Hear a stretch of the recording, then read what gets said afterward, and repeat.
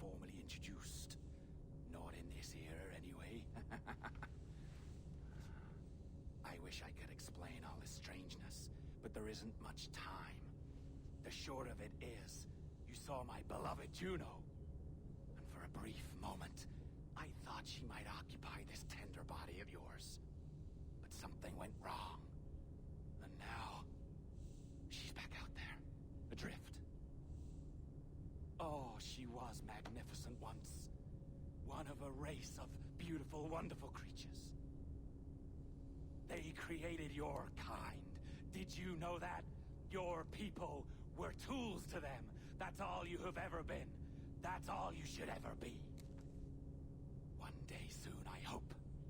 For the world is nearly ready for her return. Wired. Prepared for a second coming.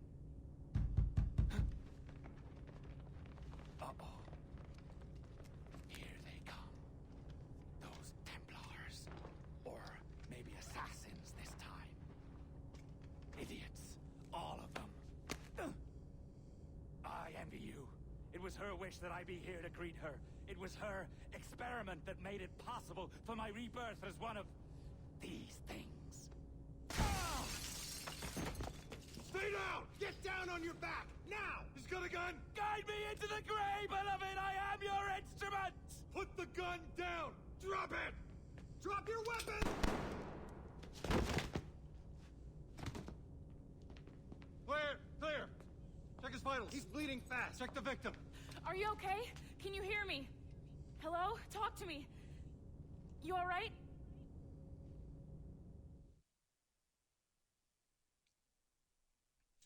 Man, I better be getting some workers' comp for this. There you are. Thank God.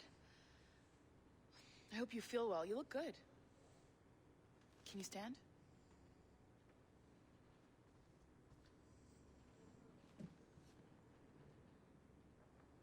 Good. Try walking around.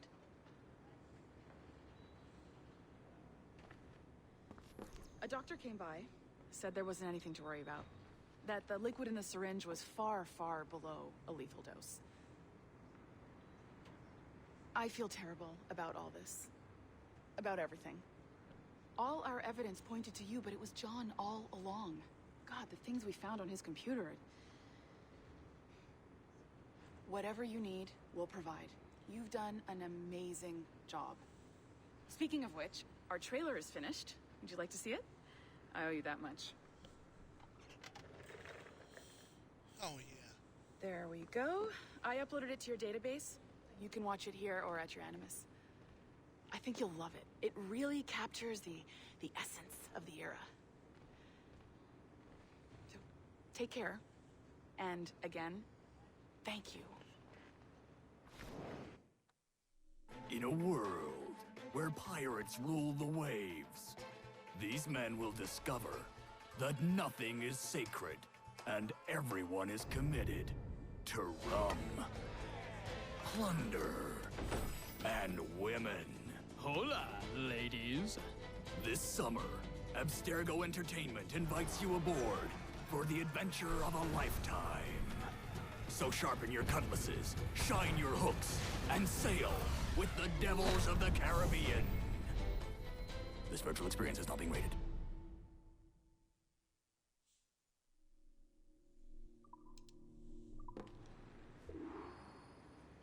Wow. Way to go, boss. Freaking almost got me killed. 18 out of 20 sticky notes. Well, John's dead. And, well, what now? Talk, you idiot. Look at the light. Isn't that the battery? I think that's the battery. Hello? Hello? Look, sorry about this. My name is Sean, and back there is Rebecca, my partner in crime. Hello. Bloody good work earlier. Honestly, I mean it. Delivering us all that data. It's really just too bad that our man on the inside was such a, how to put it? Fanatic. Fanatic is the best word, I suppose. We take who we can get. Exactly. Well put. We saw in John an opportunity to burrow deeper into Abstergo's cloud servers, and I'm not ashamed to say we took it.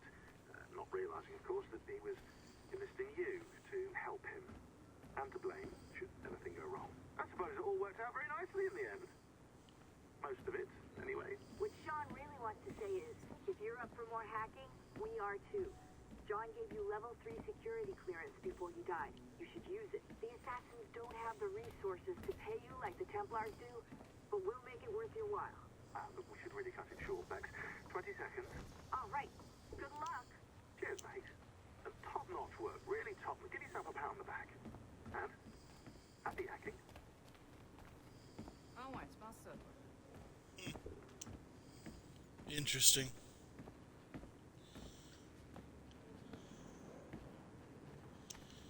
Well, we should really do what we can before we go back into the Animus.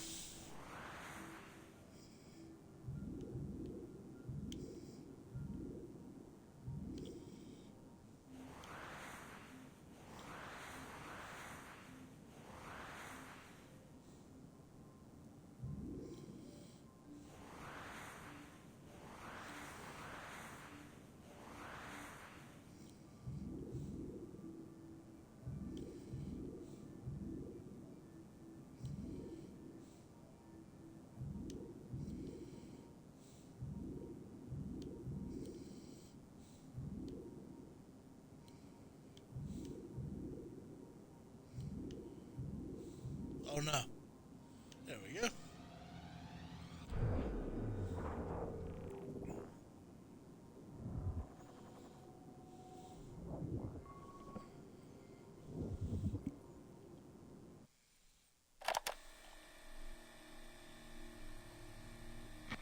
Timestamp August. Really? Interesting. 19 out of 33 of the computers have been hacked. That's good.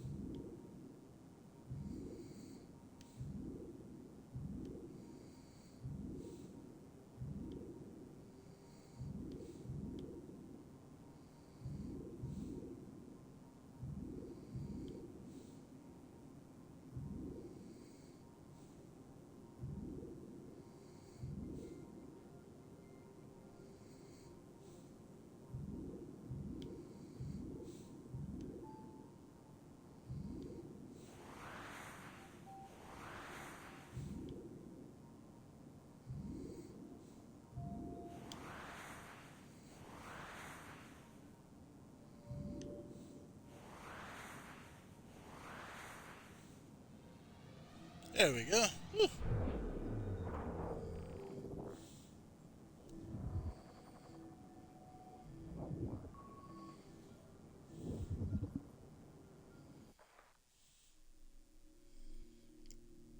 Unlock the secrets of our past.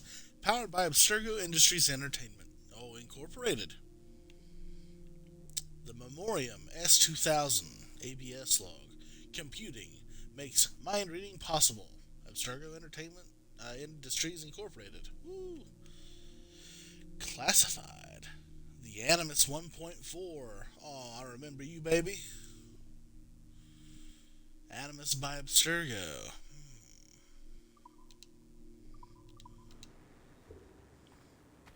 Interesting.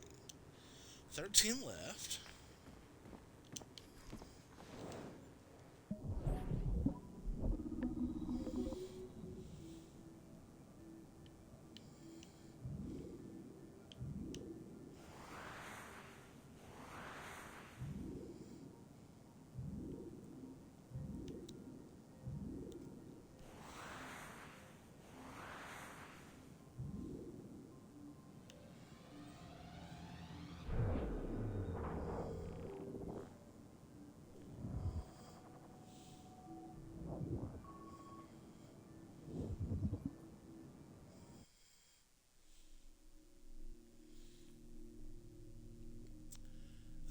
Session 303, MO1, Angels.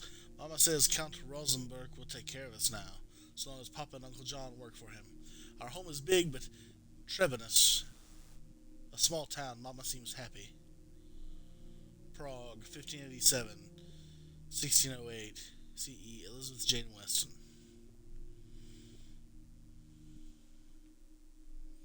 Uncle John, everyone else calls him Dr. D, says that not all 5-year-olds can speak 3 languages or write as well as I do.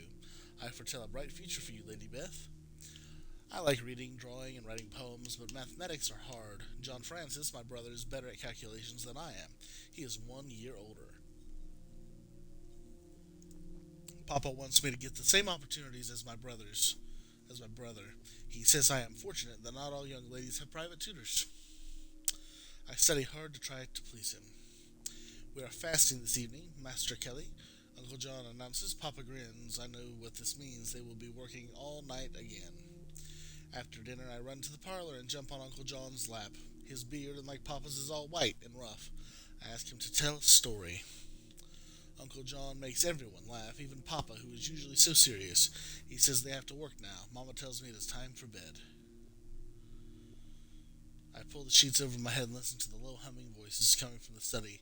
I am afraid of the dark, but not tonight. Not with Papa and Uncle John praying. Honesty. Papa needs to leave now to earn money. I know about money. We need it to eat and purchase things. I do not want him to go.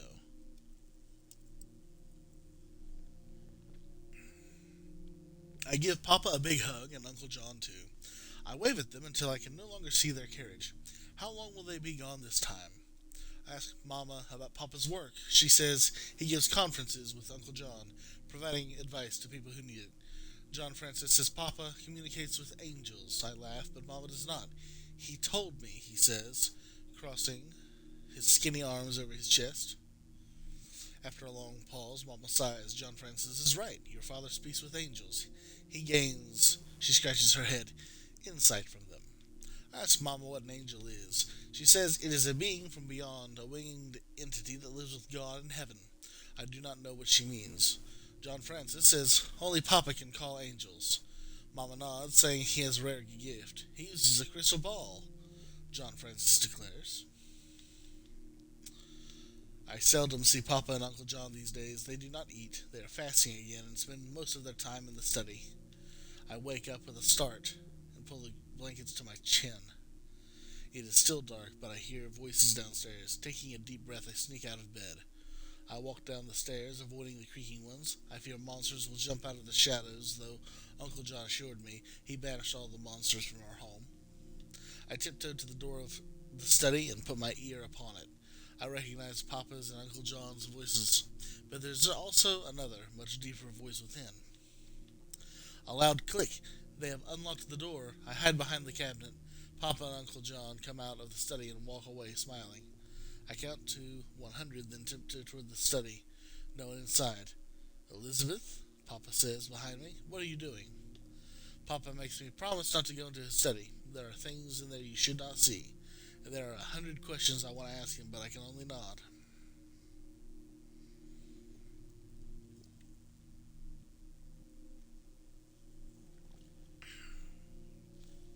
I have never seen Papa and Uncle John so happy. They whisper and laugh at things only they understand. Mama says it is because they have done good work. I have finished my dinner and asked to be excused. Mama nods, and I hurry upstairs. I notice that the door to Uncle John's room is ajar. I hurry to the door, holding my breath. I peek inside. The room is sumptuous. Uncle John always says Aunt Jane has good taste, and he is right. I tiptoed inside, and Uncle John's armoire is filled with treasure. Shiny rocks, a black mirror, a wax seal with pictures on it, a gold amulet. Ignoring everything else, I pick up what looks like a globe packed in cloth. Could it be the crystal ball John Francis mentioned? Quickly, I unwrap it. The sphere is heavy and feels warm in my hands. It is made of the shiniest gold. On its surface, I see a reflection of my face and Uncle John's. Uncle John grabs the sphere and puts it inside his doublet. I shiver, but he smiles. You should not be playing with things you cannot comprehend, Lady Beth. Demons. We have been in Trebon almost 2 years now. We are happy here, happier than we have ever been. Papa continues to work while Uncle John is away. He heaves to himself and barely addresses us during breakfast, but at least he's eating now. I am feeble today. Mama says I have a fever and tells me to stay in bed. I sleep all day and most of the night I awake famished. I dislike the night, but I am not as afraid of it as I used to be. I get out of bed, careful not to make a sound. I do not want to wake anybody up. A pale light emanates from the study. The door is open. Papa never leaves the door of his study open. I creep toward the light on the tip of my toes. I sneak a peek inside. Papa leans over a table, reading a book. It has an odd silvery tint. Papa suddenly mumbles an incomprehensible string of words and numbers. Papa sprinkles red powder on something upon the table. I did it. His wide grin deforms his face. I did it. He picks up a clump of gold. Papa's guffaws make me shiver. His voice is deep and he speaks words I do not understand. I hurry upstairs and crawl back into bed.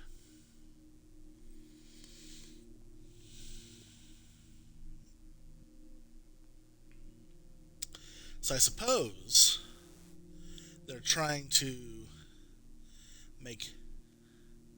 they're alchemists.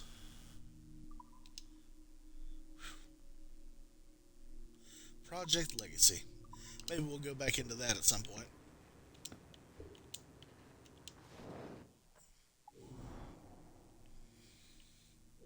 Melanie? No, Melanie's is here. What is that? A server.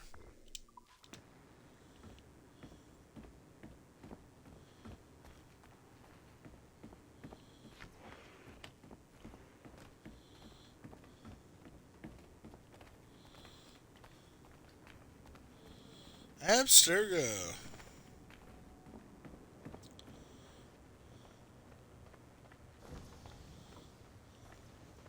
Ah. Here we go.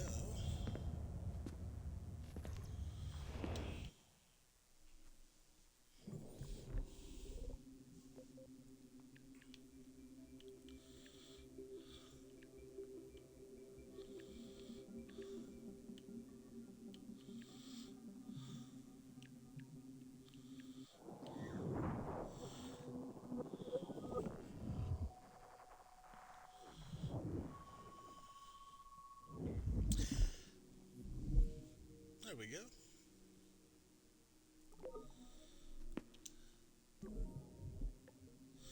I'm thinking about making an extra video in some of the more densely packed playthroughs of my channel where I go through the codex entries like we used to. I'm not sure how well it'll work, but I'm willing to try.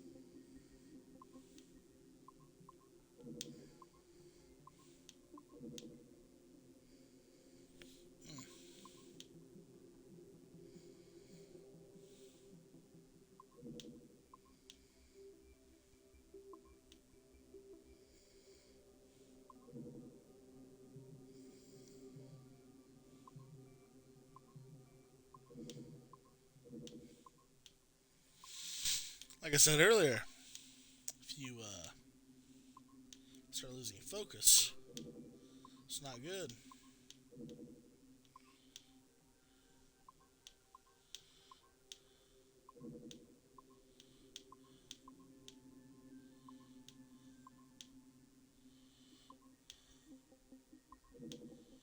Wow.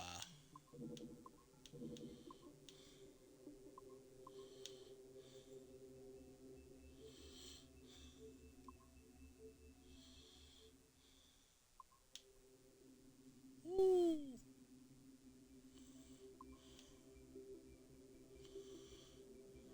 Okay.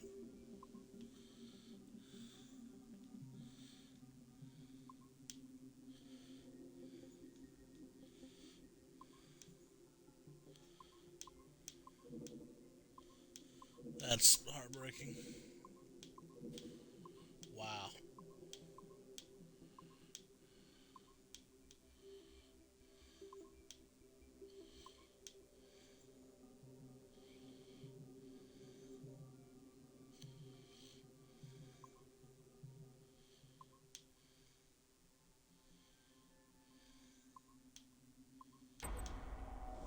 Thank God.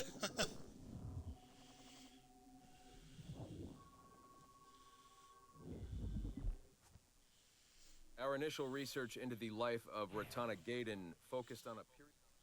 I can't wait for that.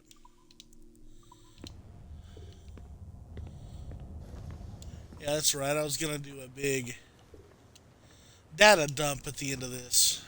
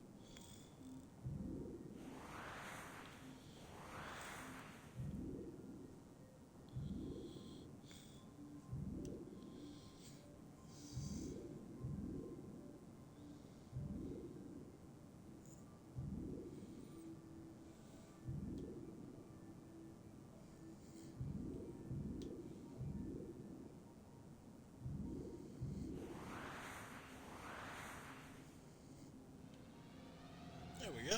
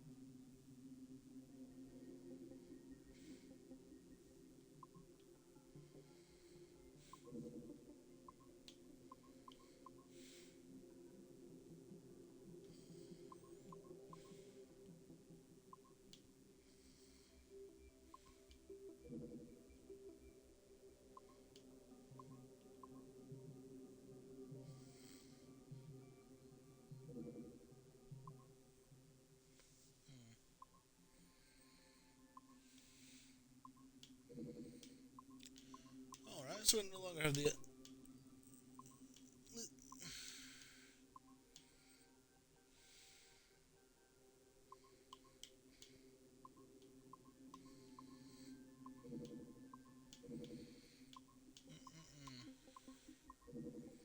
This is going about as well as Watch Dogs was. That's pretty bad.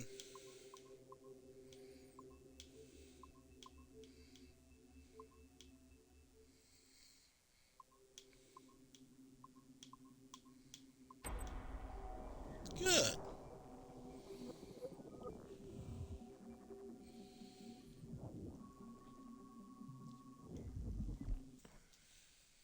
Our initial reports gave us hope that Enzio Auditore... Enzio. So that's 1, Our researchers looked into our initial reports... 3, and 4. So we have a second one running out here somewhere.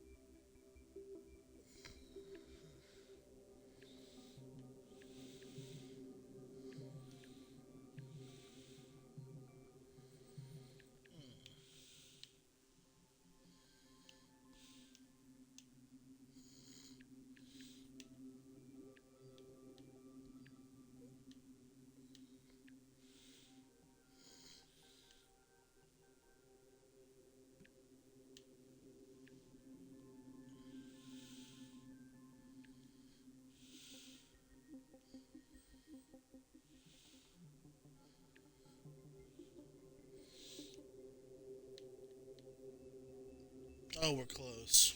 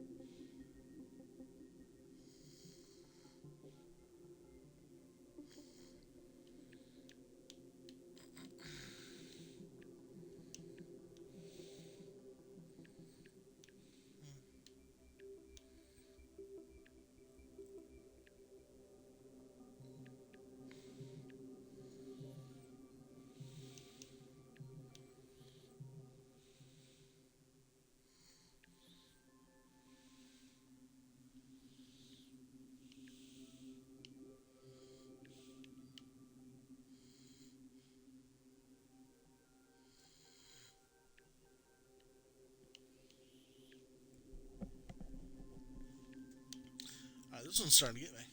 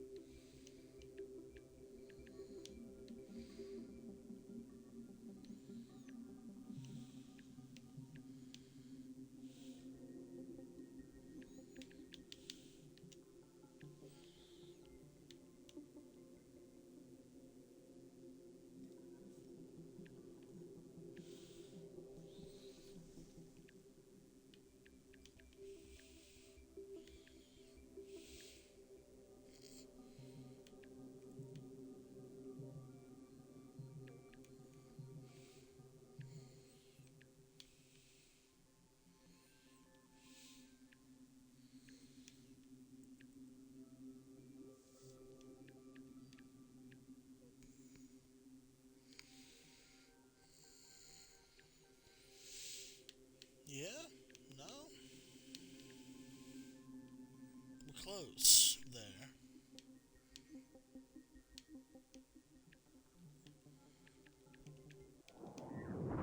Oh, thank.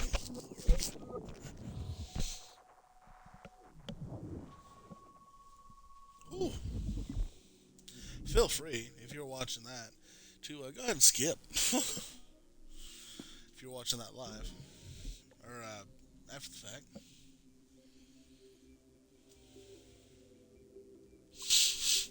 Oh, man.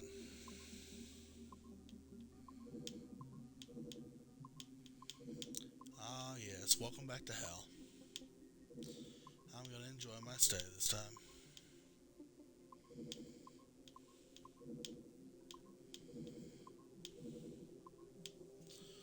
Okay.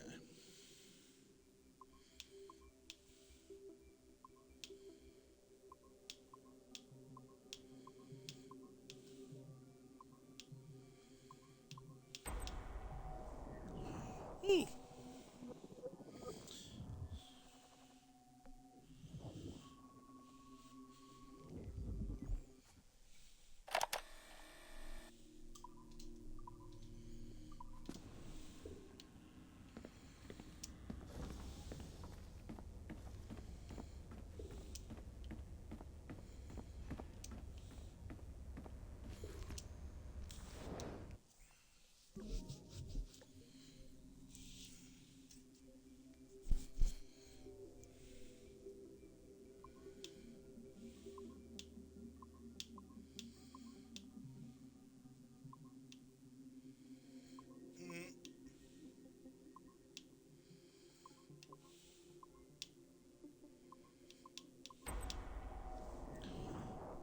Nice.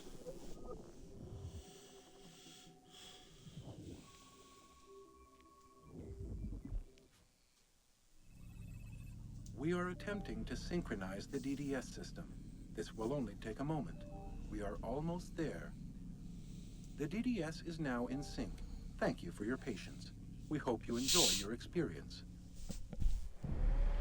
Rudolf II invited many notable figures to his court, making Prague the center of European culture. Among them were Englishman Edward Kelly and his stepdaughter, Elizabeth Jane Weston. Observe her and report any alleged collusion.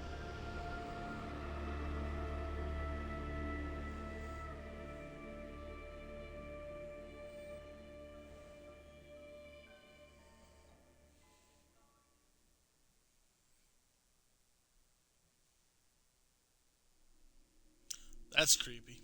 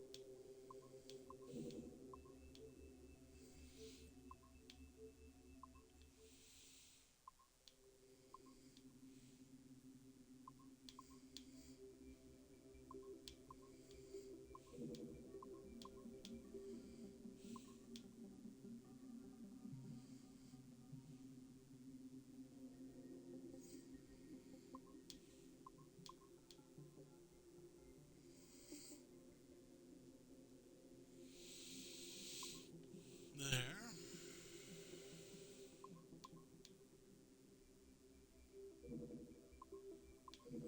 It's a shame.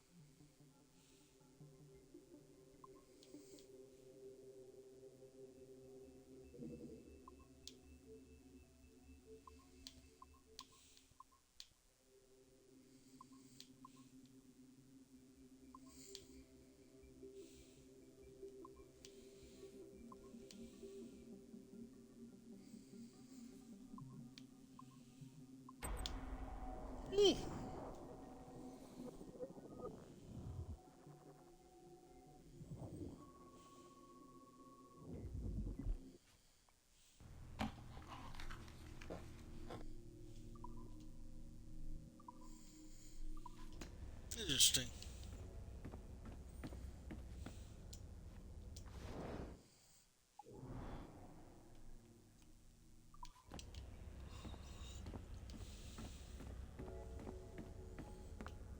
Oh yeah, we can finally get back into here.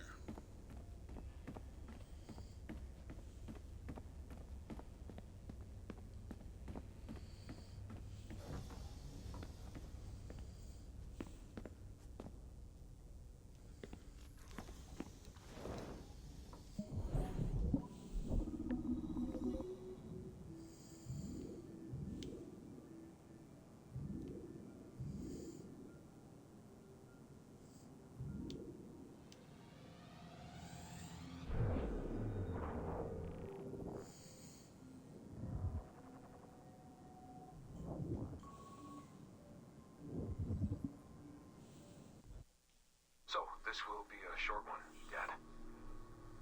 Oh no. To remember me by if things... Well, we're gonna have to go through that again.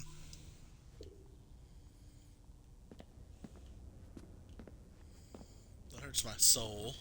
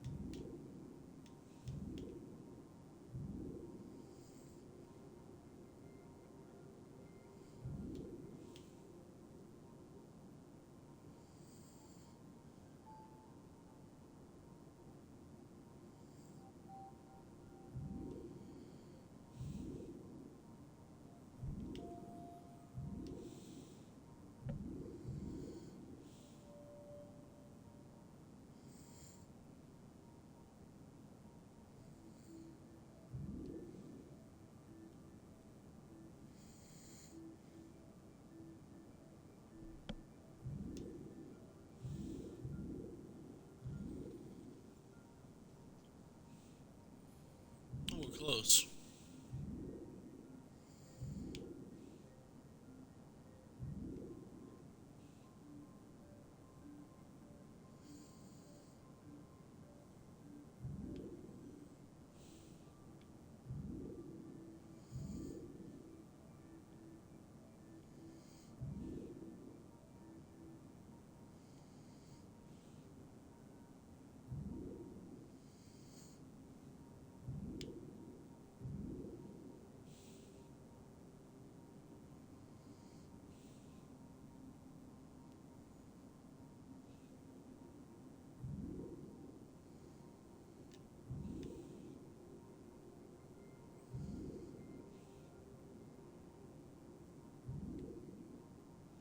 There we go.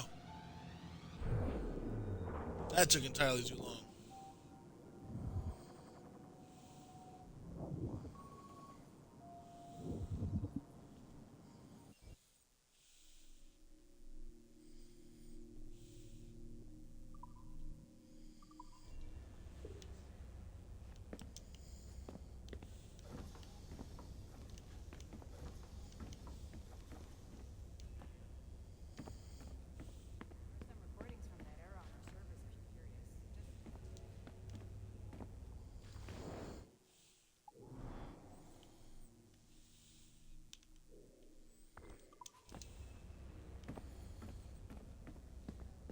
Ah, now we get the sticky note markers.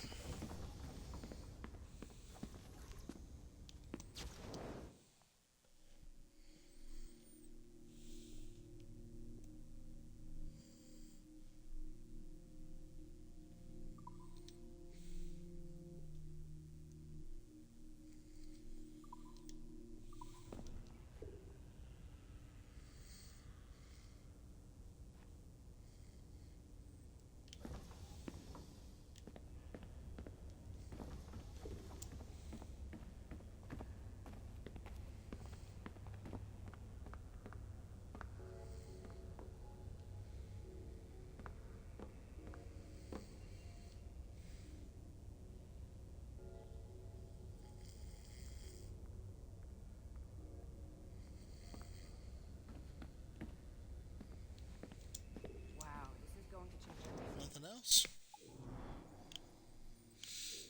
Okay.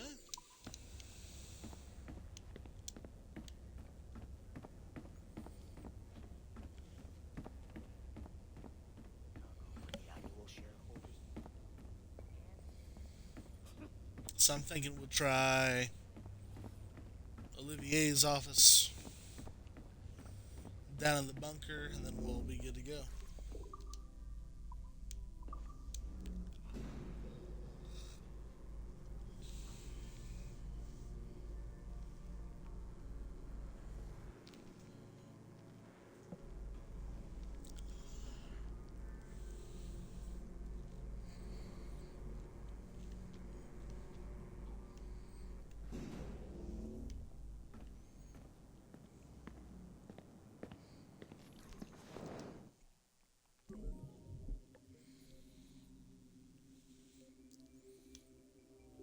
It's so fun.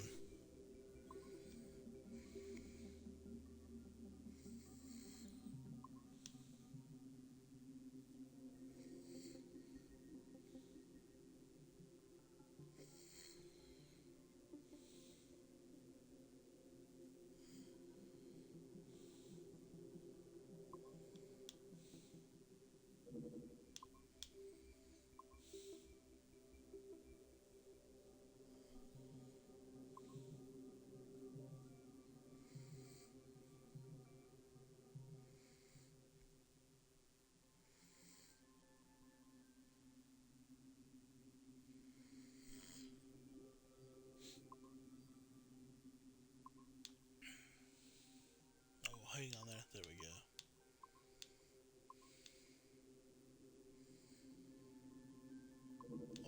Oh. We're doing so good. And just a string of crap.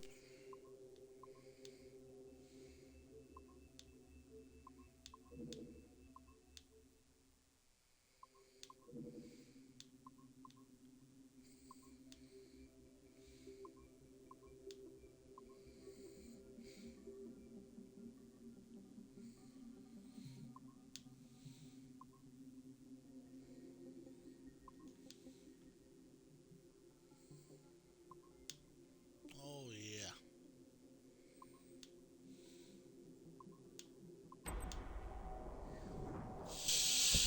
Whew. Yeah, probably gonna rename this one Promotion.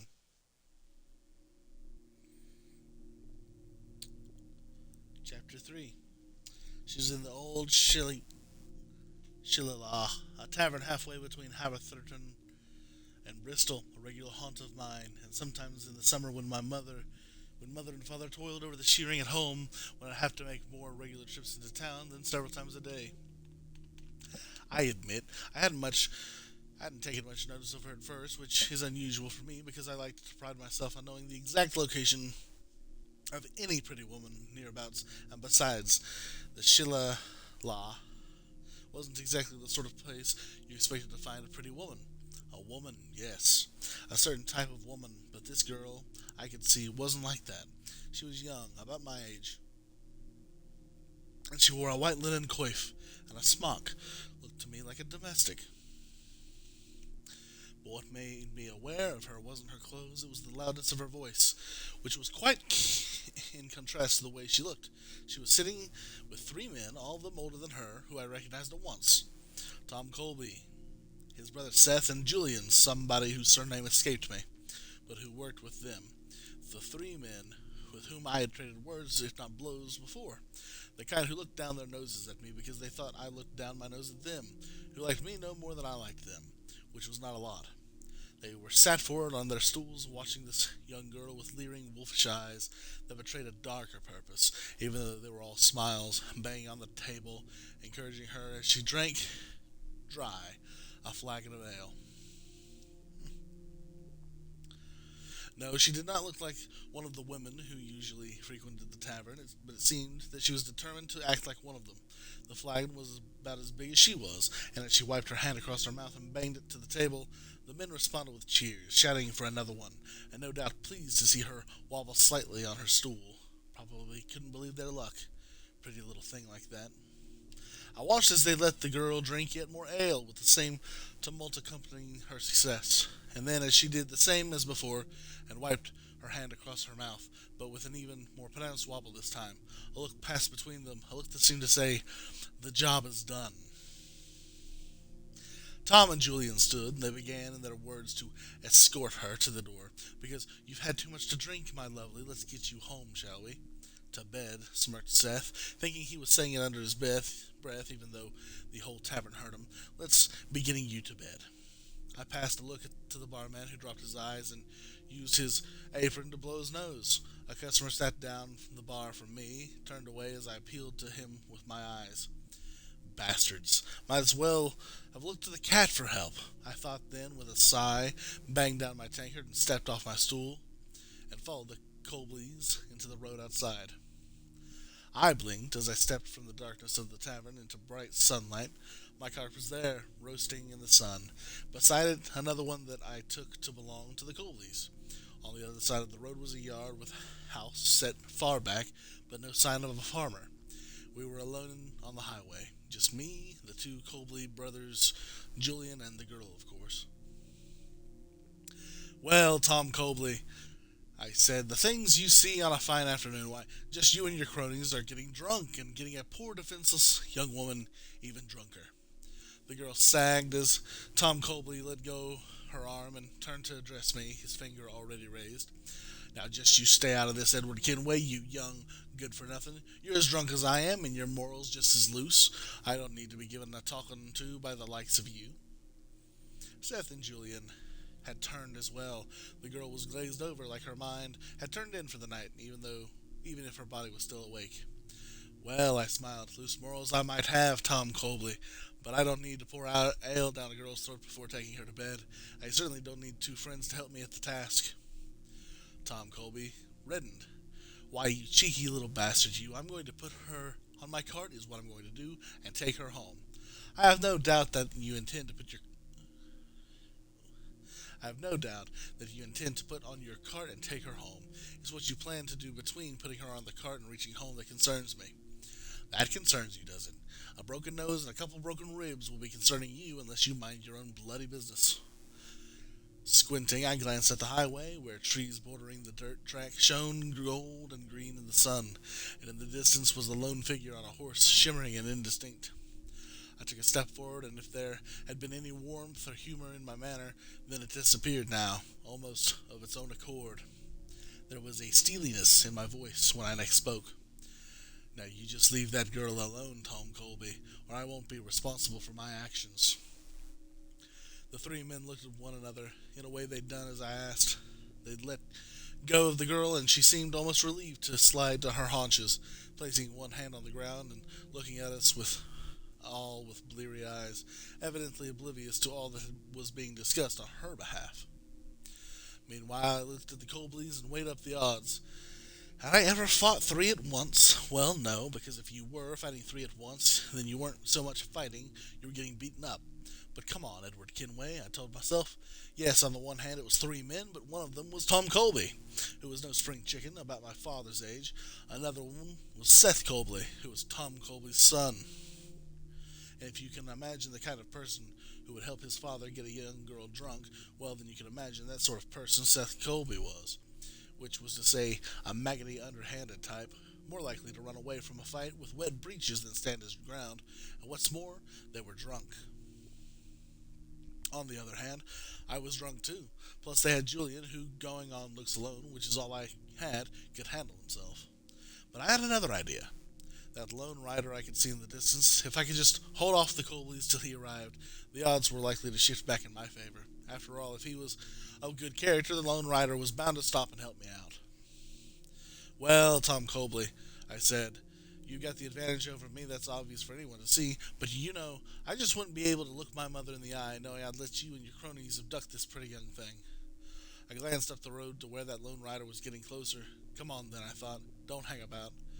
"So," I continued, "even if you end up leaving me in a bloody heap by the side of this here road and carry that young lassie off anyway, I'm going to have to do all that I can to to make it as difficult for you as possible, and perhaps see to it that you go on your way with a black eye and maybe a pair of throbbing bollocks for your troubles.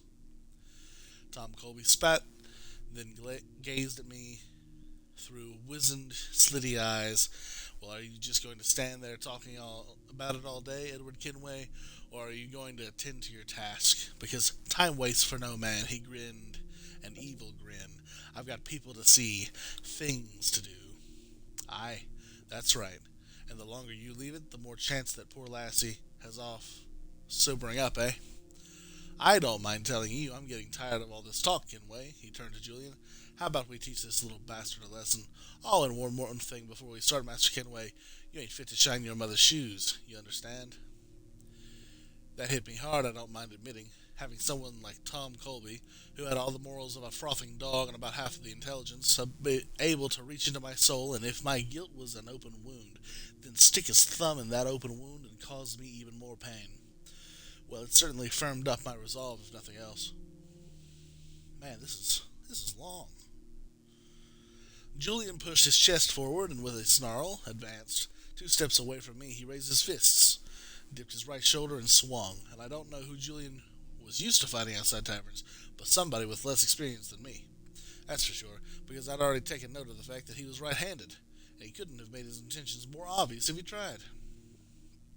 The dirt rose in clouds around my feet as I dodged easily and brought my own right up sharply.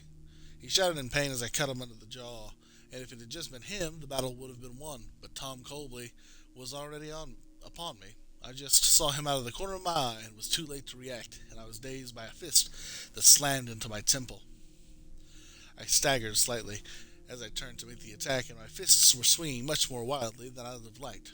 I was hoping to land a lucky blow, needing to put at least one of the men down to even up the numbers. But none of my punches made contact as Tom Colby retreated.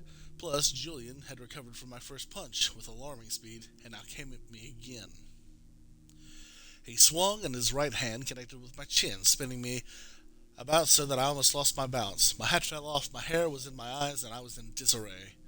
And guess who came in with his boots kicking? That worm Seth Colby, shouting encouragement to his father and Julian at the same time.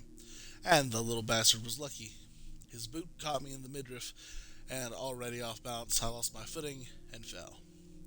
The worst thing you can do in a fight against 3 men is fall.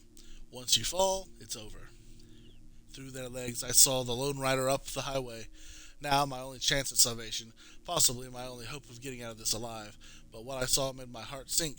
Not a man on a horse, a tradesman, who would dismount and come rushing to my aid. No, the lone rider was a woman. She was riding astride the horse, not side on side, but even though was lady.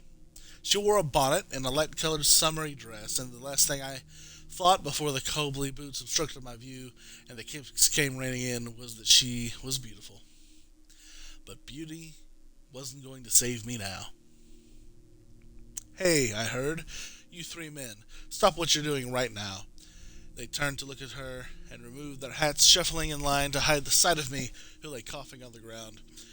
What is going on here? She demanded to know. From the sound of her voice, I could tell she was young, and while not highly born, definitely well-bred.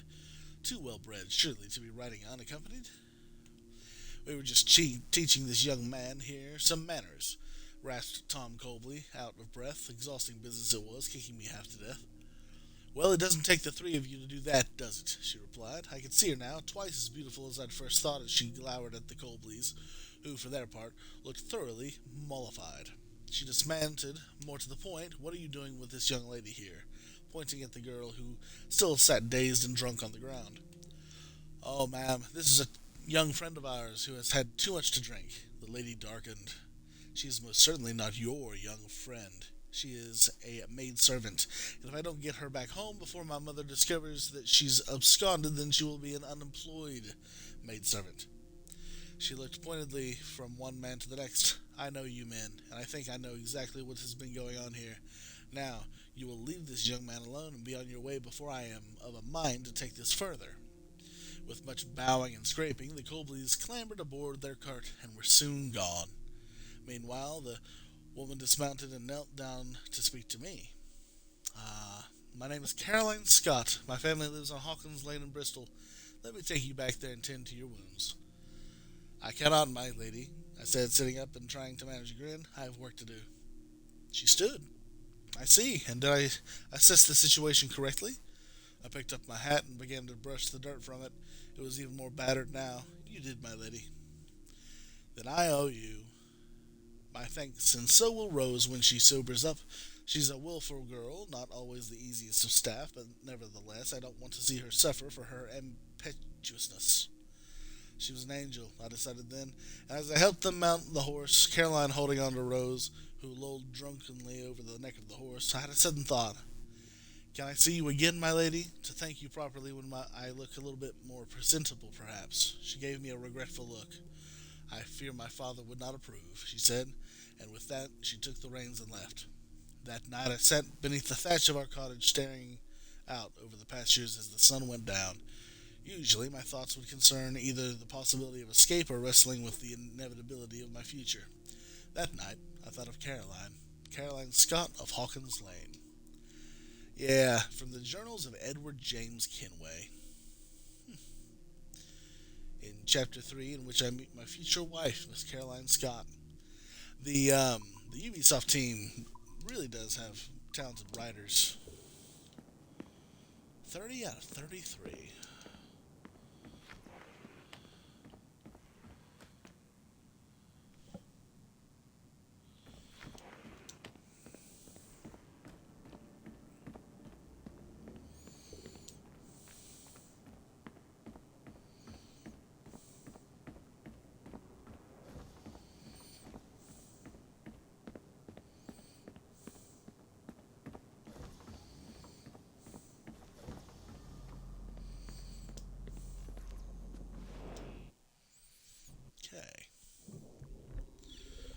So first a frequency, 7,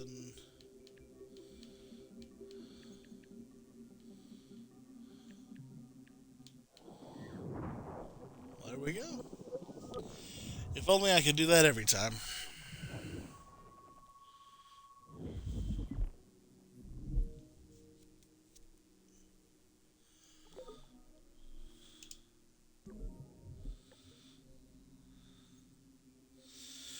All right, Jeff, focus. Because we don't have the... Oh, oh goodness.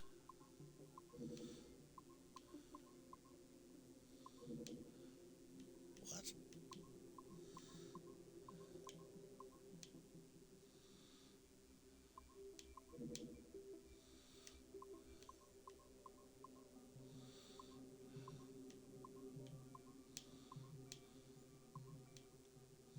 Ooh.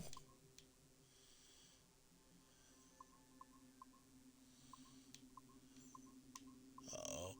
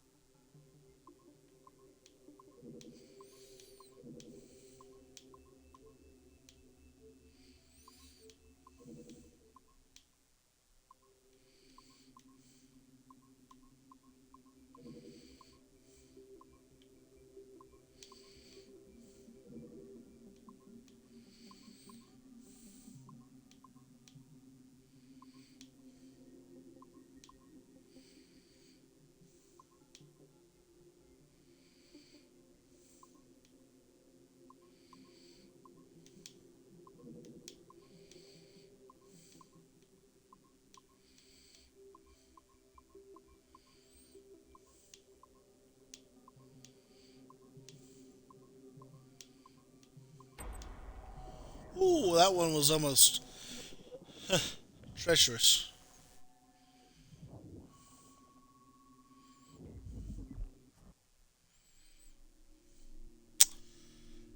Our boy. Suave, debonair, and clever, Haytham Kenway was a hero for a generation of men desperate for a decisive and charismatic leader. Slain by the ungrateful son who could not appreciate the wisdom of his pragmatic, race-blind approach to politics and personal life, Kenway's tenure as Grand Master of the Colonial Rite ended abruptly in 1781. Huh. Sure.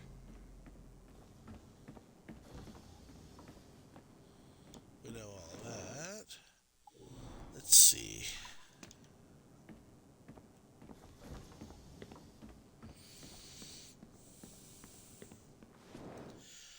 You know, there's probably face from the past, yeah. My files, notes,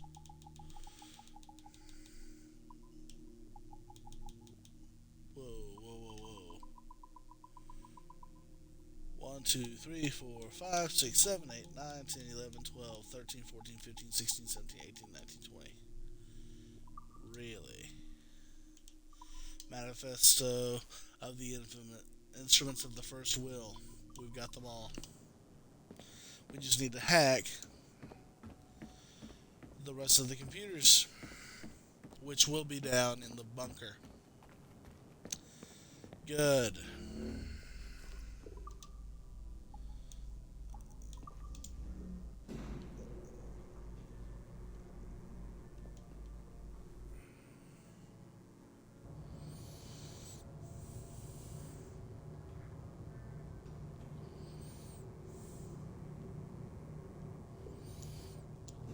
Oh yeah, I've got a diary.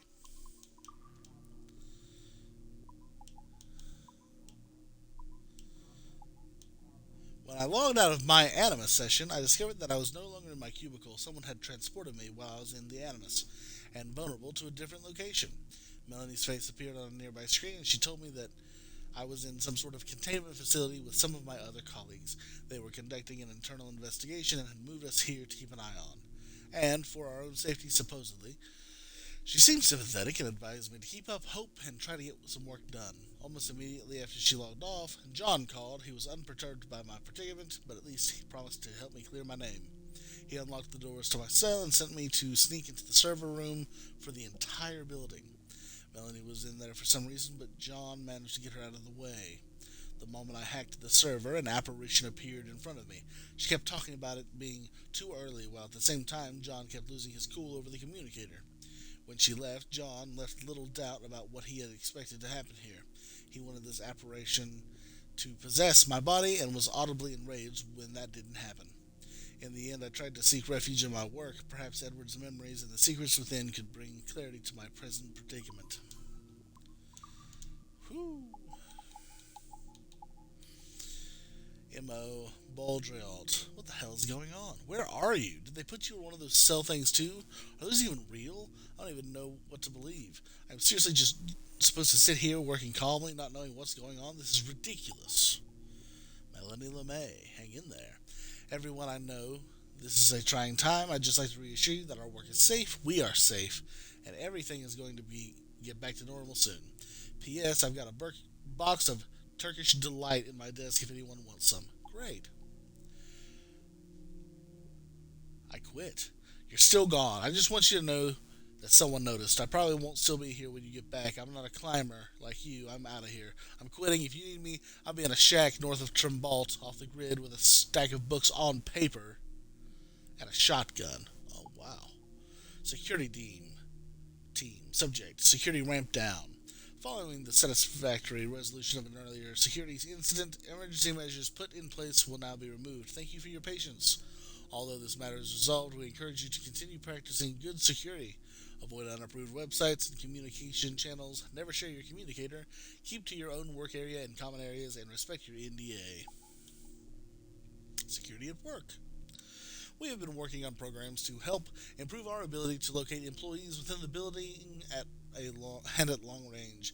In light of recent anomalies, we will be conducting employee localization interviews in the aim of extracting information that may aid in narrowing down the locus of individuals currently unaccounted for. Additionally, if you have any information that may be of interest, please step forward or speak to your manager. Great. John leaving. And that's all they wrote.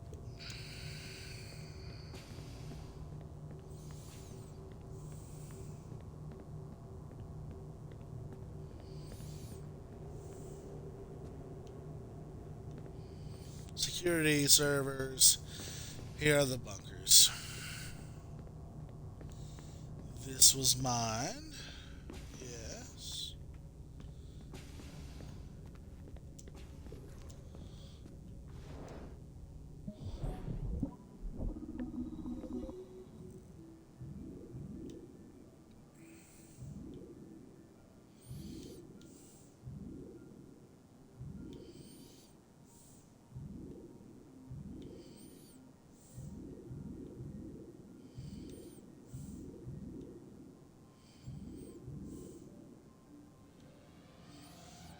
Okay.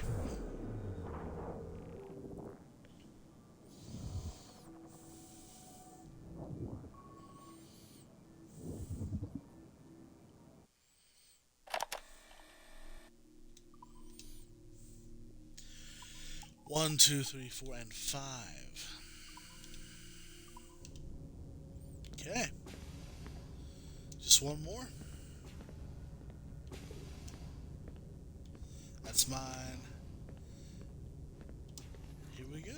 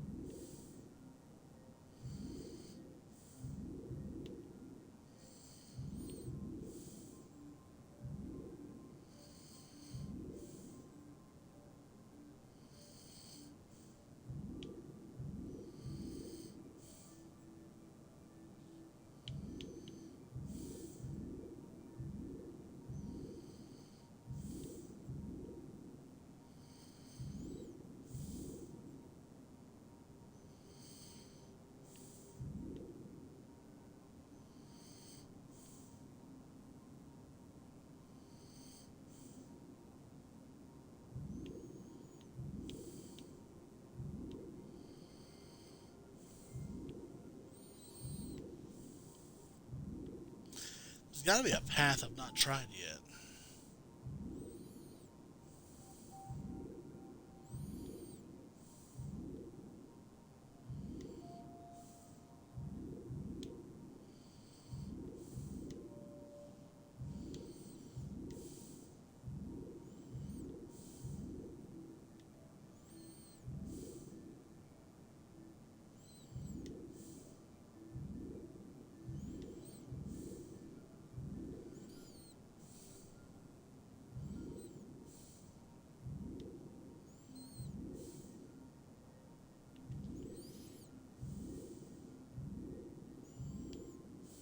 Yes.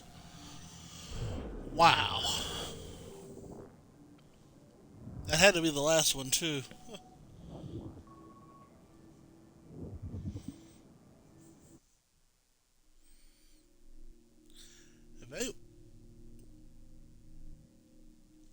Agent evaluation report for Johanny Otzoberg dated 12/11/08. This would have been leaked from within. This is a classified document viewed on our own network. Someone should hang for this. Strengths. Experienced. Agent's asset. Military Special Forces background is a definitive asset. Obedient. Follows orders without question. Leadership qualities. Agent lacks finesse but inspires loyalty in others. Dedicated. Agent is wholly committed to our cause. Definite potential. Could be IS material. Weaknesses. Agent has a young 3-year-old daughter. Could be a liability. Agent is ready to take on greater challenges. Recommended giving Agent leadership responsibilities. Recommended sending Agent on a level 5 mission. Submitted by Spor Hasek. A dashing photo of Otzoberg labeled Helsinki, Finland. Unclear who took this or why. That was the 3-year-old. This photo labeled Florence, Italy, November 30th, 2012. Makes it clear we have a leak who survived to transmit this photo.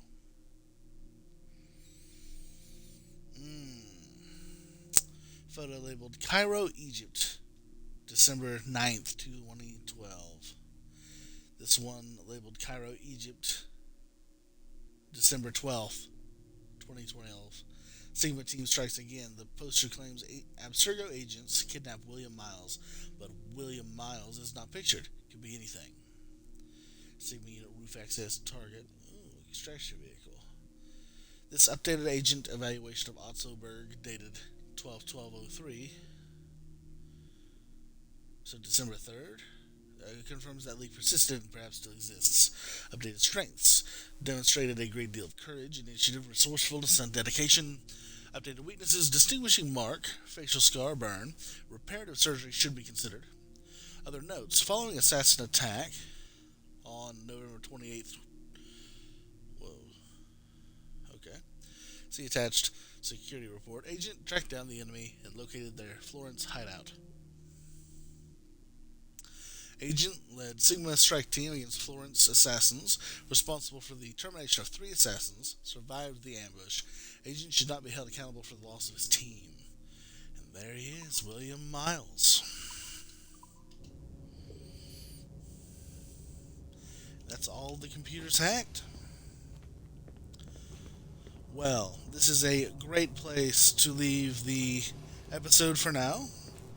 Now that we have successfully done all we can do here, we'll leave all of the review of the data for another video. Maybe part of a database sub-series I'm going to start on the channel. But we'll head back to sample 17, and in the next one, we're going to finish the story. Thank you all for tuning in, and until next time, keep telling stories.